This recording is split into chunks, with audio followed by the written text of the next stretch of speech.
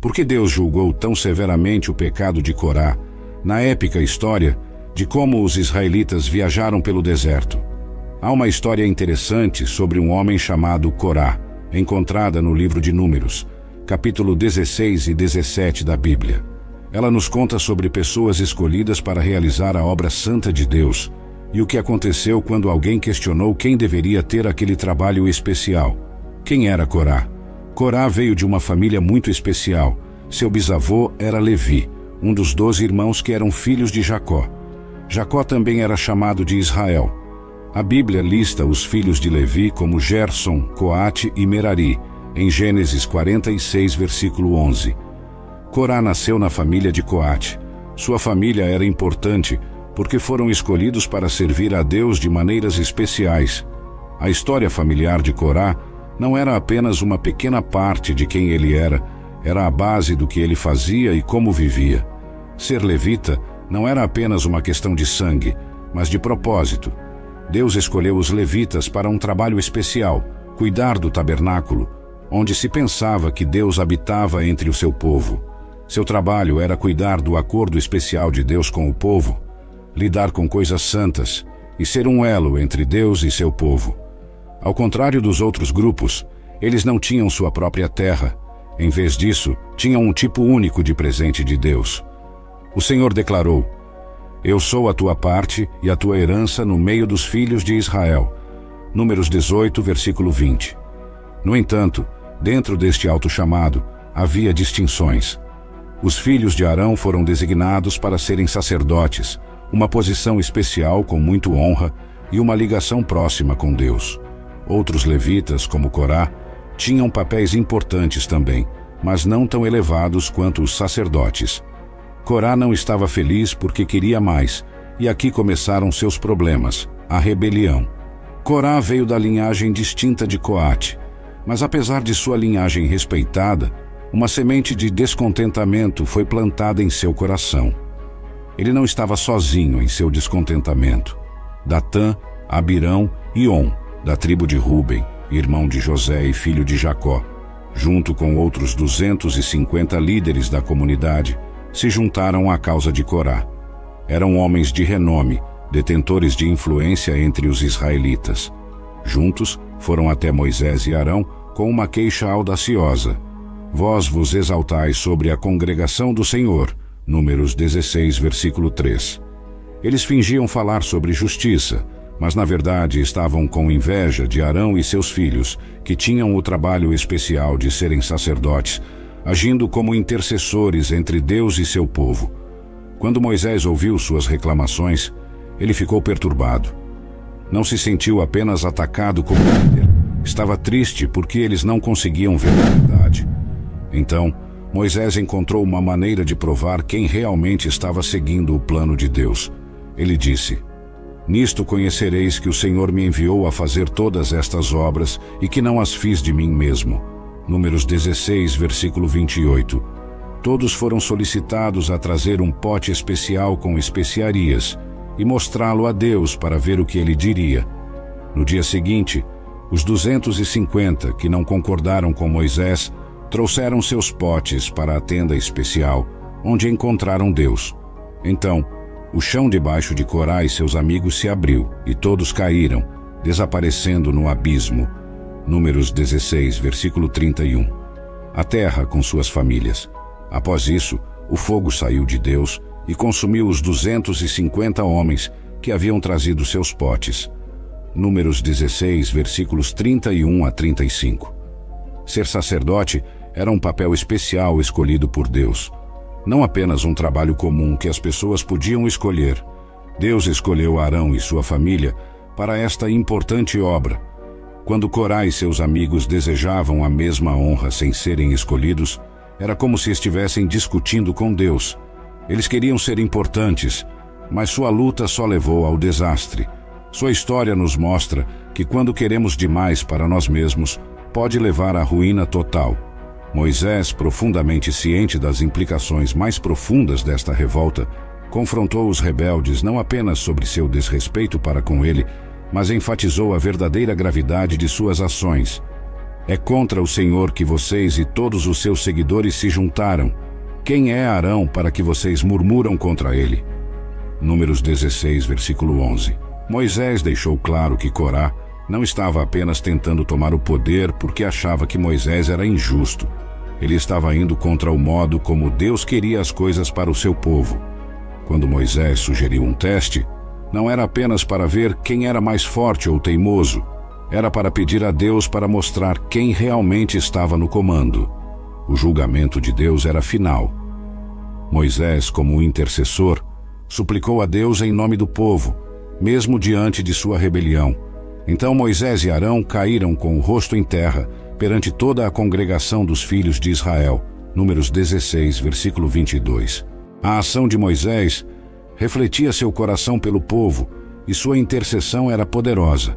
O Senhor ouviu a Moisés e determinou julgar apenas aqueles que eram diretamente responsáveis pela revolta. Números 16, versículos 20 e 21. O julgamento de Deus foi profundo e aterrorizante.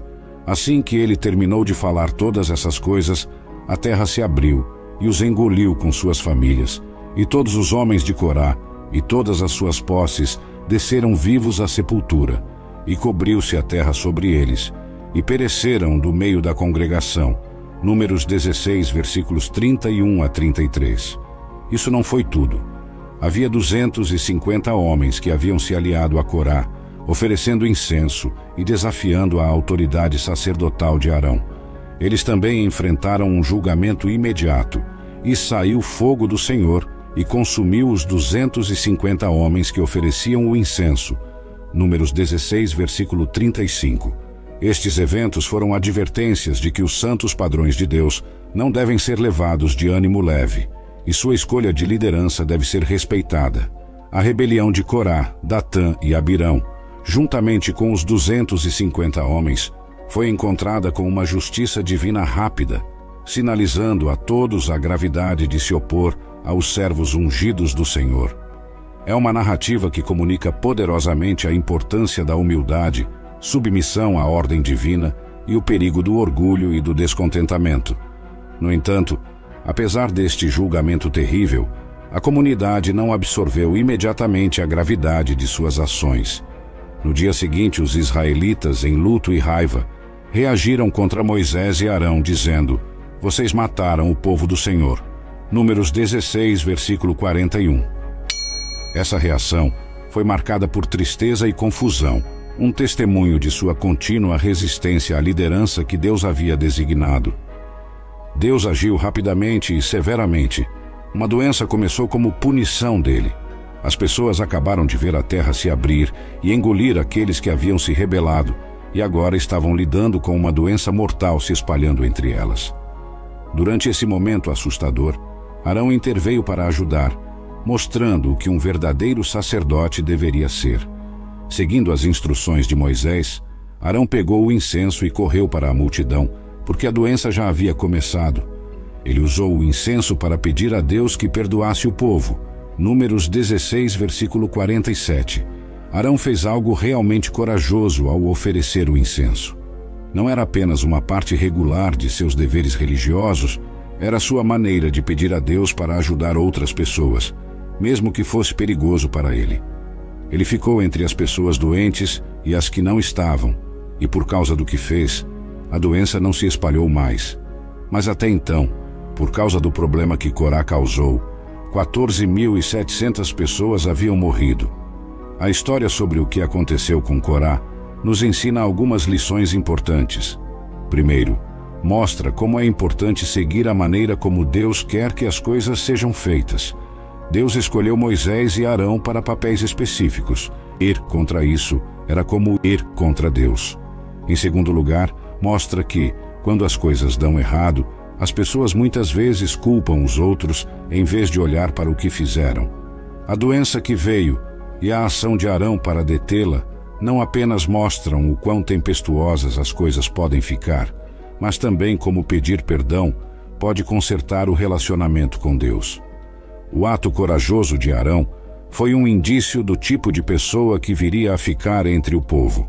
Alguém como Jesus Cristo, que aparece mais tarde no Novo Testamento. Anos depois, As pessoas lembraram-se do erro de Corá como um aviso. No Novo Testamento, no livro de Judas, há um versículo que diz: "Ai deles, porque entraram pelo caminho de Caim e foram levados pelo engano do prêmio de Balaão e pereceram na contradição de Coré." Judas 1, versículo 11. Este versículo coloca a rebelião de Corá com outros erros para mostrar o quão ruim é ir contra Deus. A história de Corá nos mostra que é importante respeitar o plano de Deus e quem ele escolhe para liderá-lo. Ela nos adverte sobre os problemas que podem acontecer quando culpamos as pessoas erradas, as coisas ruins que podem vir de fazer escolhas erradas. A maneira como pedir desculpas pode ajudar a consertar as coisas. E por que devemos lembrar as lições dos erros passados sobre não ir contra o que Deus quer? Ela nos conta uma lição atemporal. Todos se saem melhor quando respeitamos os líderes escolhidos por Deus e tentamos consertar as coisas quando erramos. Deus é justo, mas severo. A vida de Corá sublinha o princípio de que, embora Deus transborde em amor e misericórdia, ele também é justo e não deixará o pecado passar impune. O salmista reflete sobre isso, dizendo: "O Senhor é tardio em irar-se e grande em poder, e de maneira alguma terá por inocente o culpado." Naum 1, versículo 3. Os tratos de Deus com Corá mostram que ele leva a sério as ações contra sua ordem divina e que sua justiça, embora severa, é sempre justa. Na vida de Corá, vemos um reflexo de nossas lutas com autoridade, orgulho e o desejo de significado. Isso nos ensina a importância de buscar a vontade de Deus e a humildade necessária para aceitar suas nomeações divinas. Além disso, enfatiza nossa responsabilidade de orar uns pelos outros, reconhecendo que a justiça de Deus é perfeita, mesmo quando é difícil de entender. Essas lições da vida de Corá são lembretes atemporais para todo crente andar em humildade, respeitar a ordem divina e confiar na graça e justiça de Deus. A ira de Deus. A ira é definida como uma resposta emocional a um erro percebido e injustiça, muitas vezes traduzida como raiva, indignação, vexação ou irritação. É um sentimento experimentado tanto por humanos quanto por Deus. No entanto, há uma diferença significativa entre a ira de Deus e a ira do homem. A ira de Deus é sempre justificada e santa, enquanto a ira do homem raramente é justificada e santa. No Antigo Testamento, a ira de Deus é uma resposta divina ao pecado humano e à desobediência, sendo a idolatria frequentemente a ocasião para a ira divina. O Salmos 78, versículos 56 a 66, descreve a idolatria de Israel. A ira de Deus é consistentemente direcionada para aqueles que não seguem sua vontade. O Salmos 2, versículos 1 a 6, descreve as nações se rebelando contra Deus e sua vontade. A ira de Deus em relação ao pecado e à desobediência é completamente razoável, pois seu plano para a humanidade é santo e perfeito, assim como ele mesmo é santo e perfeito. Deus ofereceu um meio para obter a aprovação divina, que é o arrependimento, e isso faz com que a ira de Deus se afaste do pecador. Recusar o plano perfeito é equivalente a rejeitar o amor, a misericórdia, a graça e o favor de Deus, e assim convidar sua ira justa. O Novo Testamento apoia o conceito de Deus como um Deus de ira, que julga o pecado. A história do rico e Lázaro retrata o julgamento de Deus e as sérias consequências para os pecadores não arrependidos. João 3, versículo 36, diz que quem crê no Filho tem a vida eterna, mas quem rejeita o Filho não verá a vida, pois a ira de Deus permanece sobre ele. Aquele que crê no Filho não sofrerá a ira de Deus por seu pecado, porque o Filho sofreu a ira de Deus em seu lugar. Ele mesmo, quando morreu em nosso lugar na cruz. Aqueles que não creem no Filho e não o recebem como seu Salvador, enfrentarão julgamento no dia da ira.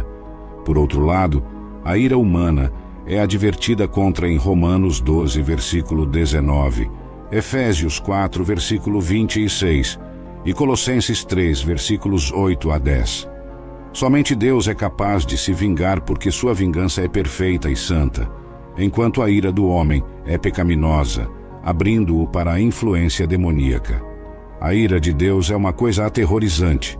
Somente aqueles que foram cobertos pelo sangue de Cristo, que foi derramado por nós na cruz, podem ter certeza de que a ira de Deus nunca virá sobre eles.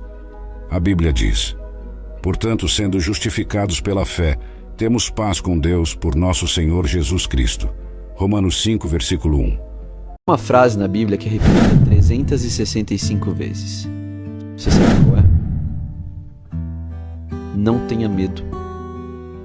Eu acho que é porque em qualquer dia nesse mundo, o inimigo pode te desencorajar, te tentar, te fazer tropeçar, até mesmo te atormentar, virar sua família e amigos contra você, tirar a sua saúde, talvez até mesmo a tua vida.